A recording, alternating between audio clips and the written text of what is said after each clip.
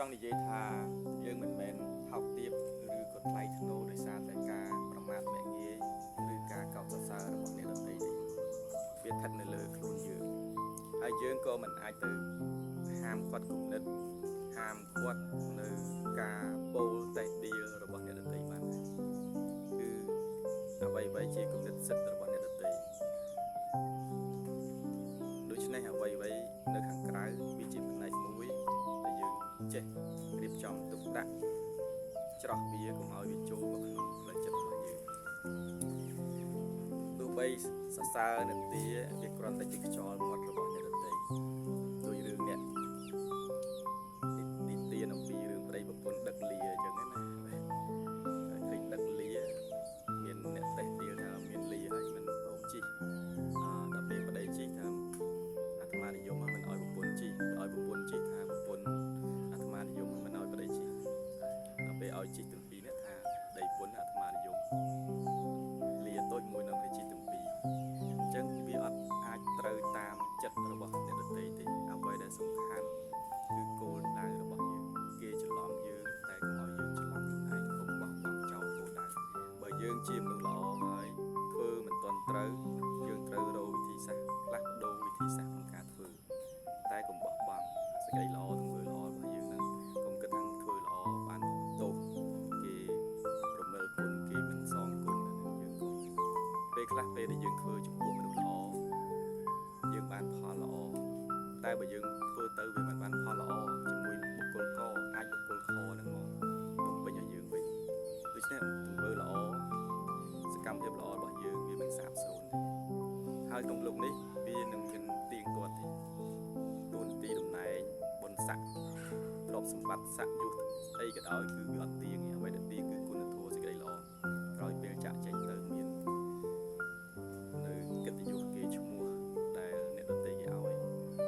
អ្វីដែលរូបកាយយើងស្លាប់ទៅនឹងវាសល់តែត្រឹមទង្វើល្អដែលគេនឹងឃើញដូច្នេះយើងកុំតូចចិត្តតូចថ្លើមនឹងការវិនិច្ឆ័យរបស់អ្នកដទៃបន្ទោសថាយើង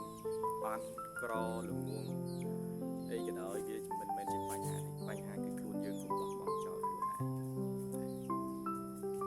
នៅសាលាគេវាស់វែងដោយបន្ទុកនៅពេលធ្វើការគេវាស់វែងដោយទូនាទីតំណែងសមត្ថភាពហើយនៅក្នុងឆាកជីវិតគេមិនវាស់វែងត្រឹមតែលួយកាក់ទ្រព្យសម្បត្តិគេវាស់វែងអំពីគុណភាពជីវិតមិនមែនវាស់វែងត្រឹមតែទ្រព្យសម្បត្តិទេបើទ្រព្យសម្បត្តិអ្នកណាអាចមានអាចក្រអាចខ្វះខាតវាជារឿងមួយតែសួរថាមានសេចក្តីសុខអត់ចេះប្រើជីវិតខ្លួនឯងឲ្យមានសេចក្តីសុខអត់កន្លែងហ្នឹងហើយដែលជាគុណភាពជីវិតមានសុខភាពល្អមានសេចក្តីសុខបានច្រើនរស់នៅដែលសប្បាយរីករាយមានញាតិមិត្តបងប្អូនរាក់ទាក់ជួបជុំគ្នាសប្បាយតាមការគួរតាមលទ្ធភាពហើយរស់នៅតាមបែបលក្ខណៈធម្មជាតិនឹងគឺជាគុណភាពជីវិតពេលខ្លះមានលុយរាប់លានដុល្លារមានឡានទំនើបមានវិឡានៅតែដេកអត់សុខអត់ស្ងប់ដេកដែលលក់មានតែទុកកង្វល់មានតែកង្វល់ក្នុងចិត្តមានតែការឈឺចាប់មានតែការស្អប់ចំណែនមានតែរឿងរ៉ាវពាក្យបណ្ដឹងផ្ដល់គ្នាសពគ្រប់បែបយ៉ាងវាមិនមែនជាគុណភាពជីវិតទេបាទអ្វីដែលជាគុណភាពជីវិតគឺរស់នៅដោយសេចក្តីសុខស្ងប់ហើយមិនចាំបាច់គួតសម្ញែងគេទេអ្វីដែលយើងអាចលាក់បានលាក់ទៅអ្វីដែលសំខាន់ពិតប្រាកដគឺផ្លូវចិត្តរបស់យើងទេហើយយើងធ្វើអ្វីឆ្ពោះទៅកាន់គោលដៅរបស់យើងដាក់គោលដៅរបស់យើងកុំងាករាតែប៉ុណ្ណឹងគោលដៅរបស់យើងគឺធ្វើបំពេញន័យឲ្យជីវិតនេះឯងគឺគុណភាពជីវិតធ្វើម៉េចឲ្យមានគុណភាពជីវិតគឺគិតល្អធ្វើល្អនិយាយល្អស្មោះត្រង់តាមអ្វីដែលយើងអាចធ្វើទៅបានយើងមិនមែនធ្វើឲ្យលើសពីអ្វី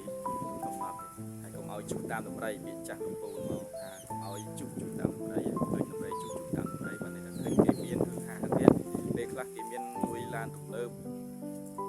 រាប់លានប៉ុន្តែក៏ជំរាបនៅរាប់លានដែររហូតដល់ជាប់គុកជាប់ច្បាប់អស់ទូនាទីតំណែងបុណ្យស័ក្តិដូចបច្ចុប្បន្ននេះឈ្មោះជាអបញ្ញារបស់ជំនាញយត់ទៀងទេអញ្ចឹងកុំរត់តាមអ្វីដែលគេកំពុងមានឲ្យយើងទៅតែធ្វើអ្វីតាមដំណើររបស់យើងទៅដើរសន្សំកុំបោលក្រែងមិនដល់ដូចប្រាថ្នាហើយកុំឈឺចាប់នឹងការតេះដៀលរបស់អ្នកដទៃការមើលងាយរបស់អ្នកដទៃដែលធ្វើឲ្យយើងអន់ចិត្តឬក៏បាក់ទឹកចិត្ត ពេលខ្លះគេប្រមាថមាក់ងាយវាជារឿងរបស់គេដែលធ្វើឲ្យយើងចេះប្រឹងប្រែងចេះតស៊ូបន្តទៀតតែមិនមែនយើងថោកទាបឬថ្លៃថ្នូរដោយសារតែការប្រមាថមើលងាយឬការសរសើររបស់អ្នកដទៃទេត្រូវតែបង្កើតគោលដៅខ្លួនឯងឲ្យច្បាស់លាស់ដែលពុទ្ធសម្ដែងថាអដ្ឋិអត្តនោនិធោក៏ហេតុនិធោបរោសយារៀនពឹងខ្លួនឯងជាទីពឹងខ្លួនឯងរស់យកសេចក្តីសុខចេញពីក្នុងចិត្តខ្លួនឯងមកប្រើព្រោះខាងក្រៅវាមិនមែនជាសេចក្តីសុខពិតទេការផ្ដល់ឲ្យសេចក្តីសុខខាងក្រៅវាគ្រាន់តែជាមួយពេលវាមិនមែនជាយើងវាមិនមែនជារបស់ពិតទេរបស់ពិតគឺការយល់ពីខ្លួនឯងខាងក្នុងហ្នឹងអញ្ចឹងបានការចម្រើនសមាធិបរិបត្តិគឺពិនិត្យមើលតែក្នុងចិត្តខ្លួនឯងទេមើលវិថីចិត្តខ្លួនឯងមិនទៅមើលអភិធម្មក្នុងពីមិនតាមដោយការគ្រូបង្រៀនដែលពេលខ្លះគ្រូក៏អត់បានបដិបត្តិជ្រៅជ្រៅនឹងក៏បរៀនខុសដែរទោះបីគ្រូអភិធម្មក៏នៅបរៀនខុសដែរនៅពេលដែលគាត់យល់តែពីអត្ថន័យនៃមេរៀនប៉ុន្តែគាត់អត់យល់អំពីសភាវៈធម៌ដូច្នេះអ្វីដែលសំខាន់គឺការសិក្សាបដិបត្តិខ្លួនឯង